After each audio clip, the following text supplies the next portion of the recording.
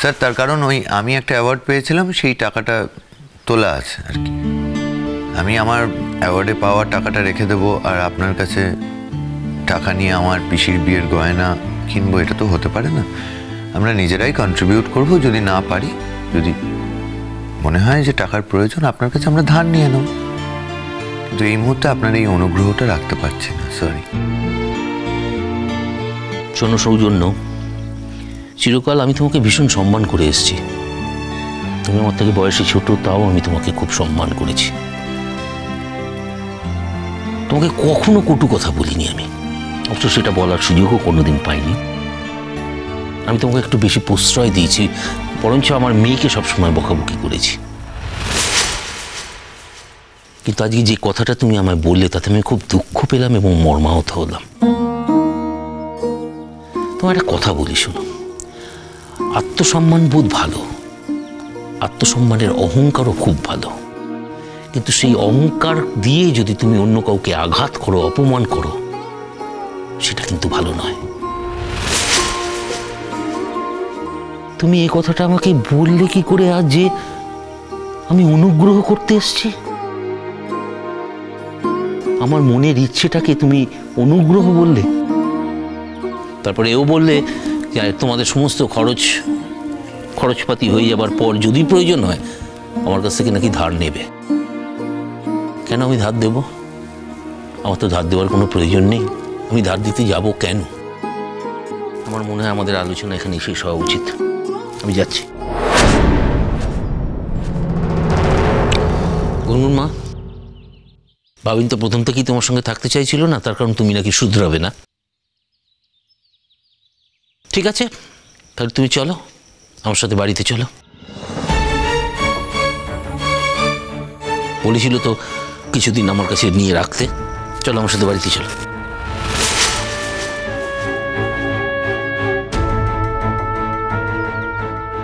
এই কি কথা তুমি বলছো কৌশিক? ভাবিন কি বলেছে না বলেছে তার দায় আমাদের নাকি? সত্যি তো ভাবিন, তুই কৌশিকদার সঙ্গে এভাবে কথা বলেছিস কেন? তোর খুব অন্যায় হয়েছে এভাবে কথা বলা। ছি ছি ছি ছি। কি আশ্চর্য, আমার ওই টাকাটা সেটা পড়ে থাকবে?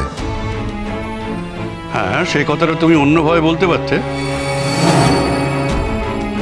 আমি যে সবার সবকিছু ধসিয়ে দিয়ে এই বাড়ি থেকে যাব, এটা তো আমি চাইনি। তুমি এর মধ্যে একদম কথা বলবে না।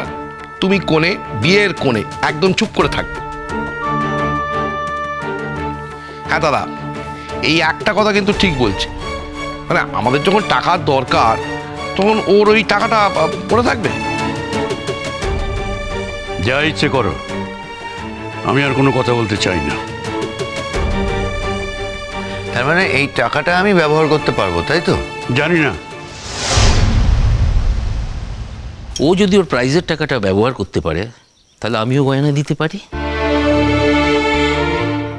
আমার গয়না না নেওয়া হলে আমি কিন্তু বিয়েটা বয়কট করব, তার কারণ আমি খুব অপমানিত বোধ করছি।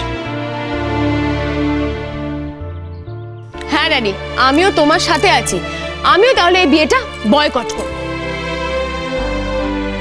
তুমি এভাবে কথা বলছো কেন গুনগুন? বয়কট করবে মানে তুমি বাড়ির বউ না? তাছাড়া তোমার বাবাকে বয়কট করতে কে দেবে? হ্যাঁ, আমরা ধরে বেঁধে নিয়ে আসবো। এই কথাটা তখনই ঠিক হয় যখন আমাকে বিয়েতে ইনভলভ করা হবে, তা না হলে এই কথাটার কোনো মানে হয় না। দাদা, তোমার লাস্ট কথা বলে দাও, আমার কিন্তু সময় হয়ে যাচ্ছে, আমি যাব। দাঁড়ান দাঁড়ান কৌশিকদা, বড়দা কি বলবে আমি বলছি। আপনি পুটুদির বিয়ের গয়না দেবেন, এর মধ্যে আমার লাস্ট কথার কি থাকতে পারে? আমি তো বলছি হ্যাঁ আপনি দেবেন, আপনার সে অধিকার আছে। তবে হ্যাঁ কৌশিকদা, একটুখানি বুঝে সুঝে দেবেন, মানে বেশি বাড়াবাড়ি করবেন না। আমাদের যতটুকু রয়েস হয় সেটুকু বুঝে দেবেন প্লিজ। বাড়াবাড়ি করলেও তোমরা কি সেই বাড়াবাড়ি মেনে নেওয়ার লোক নাকি? তোমাদের হাড়ে হাড়ে চিনেছি না আমি। মানে আমে দুধে মিশে গেল, আমি এখন আটি হয়ে গেলাম, বুঝতে পেরেছি। ঠিক আছে, আমি উপরে যাচ্ছি, শুধু এইটুকু জেনে যাচ্ছি যে আমার ওই 5 লক্ষ টাকাটা খরচ হবে। তুমি কি ভেবেছিলে আমি দুধে মিশবে না? আর যদি ভেবেও থাকো একদম ভুল ভেবেছো। প্রথম দিন থেকে আমি যাদের দাদা বৌদি বলে ডেকে এসেছি তারা কখনো আমার কথা ফেলতে পারে না, সে ডাকটাও মিথ্যে হতে পারে না। স্যার, আজকে আপনি আমাকে যথেষ্ট কথা শোনালেন সবার সামনে, আমি শুনলামও। হয়তো আমি আমার কথাটা ঠিক করে গুছিয়ে বলতে পারিনি, কিন্তু একটা কথা জেনে রাখুন, আপনার মেয়ের জন্য আমায় যথেষ্ট এম্বারেসড হতে হয় এবং ভবিষ্যতেও এম্বারেসড হতে হবে যদি ও এটা কন্টিনিউ করে। এই শোন বাবিন, তুই না অনেকক্ষণ থেকে মেয়েটাকে যা নয় তাই শুনিয়ে যাচ্ছিস। ও কালকে কোথায় গেছিল জানিস? আমি বলে দিচ্ছি রিজু। হ্যাঁ বলো। আমি ভেবেছিলাম বলবো না। না না না, ওর জানা উচিত। ও সবসময় একটা বলো। না না না না না পটকা, তুমি কিচ্ছু বলো না। মানে ও আমার ব্যাপারে কি ভাবলো না ভাবলো তাতে আমার কিচ্ছু এসে যায় না, ওকে যা খুশি তাই ভাবতে দাও। ও কোথায় গিয়েছিল? ও যেখানে বলছে সেখানে ও যায়নি? আমারও মনে একটা সন্দেহ হয়েছিল। একদম মিথ্যা কথা বলবে না। হ্যাঁ, তোমার কোনো সন্দেহ হয়নি। তোমার যদি সত্যি সন্দেহ হতো তাহলে তুমি এখন ড্যাডির কাছে কথা লাগাতে না। লাগিয়েছি? হ্যাঁ, 100 বার লাগিয়েছো। এই তো এক্ষুনি তো তুমি লাগিয়েছো। হ্যাঁ, তুমি না ড্যাডির কাছে কুটনিগিরি করেছো। কথা শোনো। তুই চুপ কর তো, একটা কথা বলবি না। সব সময় কিছু না জেনে না শুনে আগে আগে উল্টো পাল্টা কমেন্ট করে দিস। তুই একদম চুপ। সোনাদা জানার চেষ্টাও তো করে না।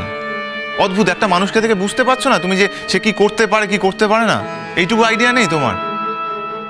যথেষ্ট বুঝি, আমি ওকে খুব ভালো করে দেখেছি তাই বলেছি, কারণ আমি ওর লাইফস্টাইল সম্পর্কে অবগত। ও যদি নিজে বলে যে ও বাড়ে গেছে তাহলে সেটাকে অবিশ্বাস করা যায় না। অবিশ্বাস করার মতো কিছু নেই তাতে।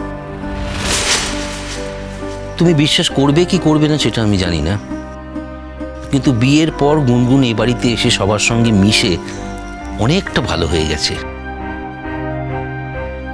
ওর পুরনো যে দোষ ছিল, পুরনো যে টান ছিল, সেগুলো কিন্তু আমি আর ওর ভেতরে দেখতে পাচ্ছি না। কিন্তু সেই জন্য তুমি যদি বারবার ওকে দোষী সাব্যস্ত করার চেষ্টা করো তাহলে কিন্তু সেই টান আবার ফিরে আসতে পারে। ও যে প্রতিটা দিন নিজেকে ভালো করে তোলার চেষ্টা করছে সেই দিকটা একটু দেখো। ও কালকে আমার বাড়িতে গিয়েছিল, আমার কাছে গিয়েছিল।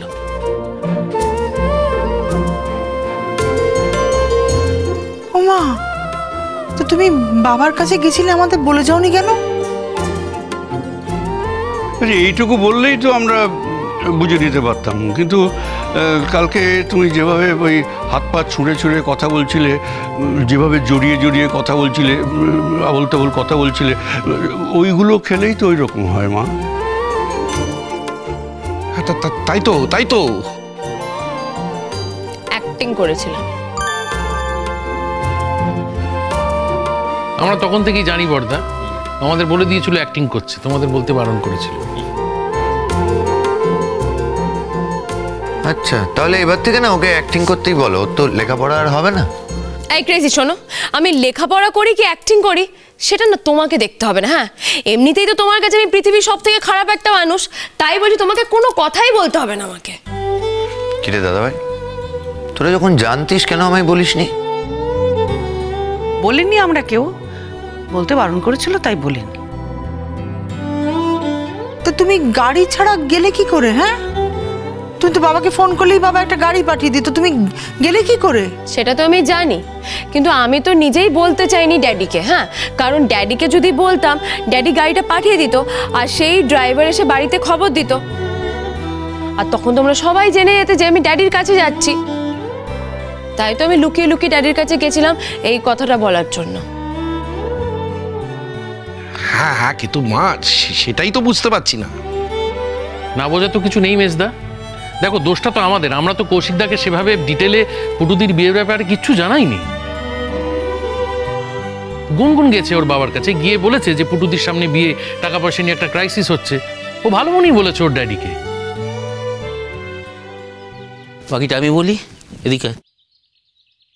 ও কালকে আমার বাড়িতে গিয়েছিল আমার কাছে আবদার করতে যে আমি যেন পুটু পিসির বিয়ের সমস্ত গয়নার দায় দায়িত্ব আমি নিই।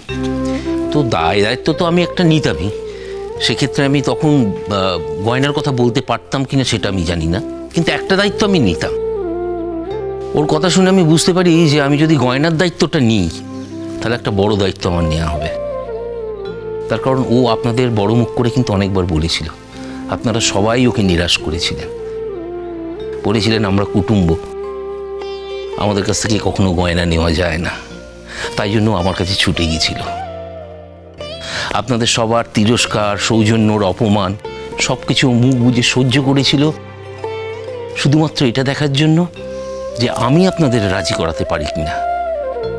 ও এখন দেখেছে যে আপনারা সবাই রাজি হয়েছেন গয়না নেওয়ার ব্যাপারে, তাই এখন বলতে আর কোনো দ্বিধা নেই যে সৌজন্য তুমি যে সবসময় ঠিক তা কিন্তু নয়।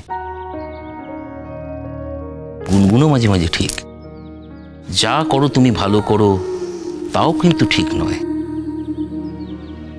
আমার মেয়ে হয়তো পরীক্ষায় পাশ করতে পারেনি, বিয়ে পরীক্ষায়, কিন্তু জীবনের একটা বড় পরীক্ষায় ও অনেক আগে পাশ করে গেছে। আমি তোমাদের বলেছিলাম না যে ওর মনে কোনো কাদা নেই, ওর মনে কোনো মালিন্য নেই। আশা করি সেটা আমি রাখতে পেরেছি। সেটাও নিশ্চয়ই এখন তোমরা খুব ভালো করে বুঝতে পারছো।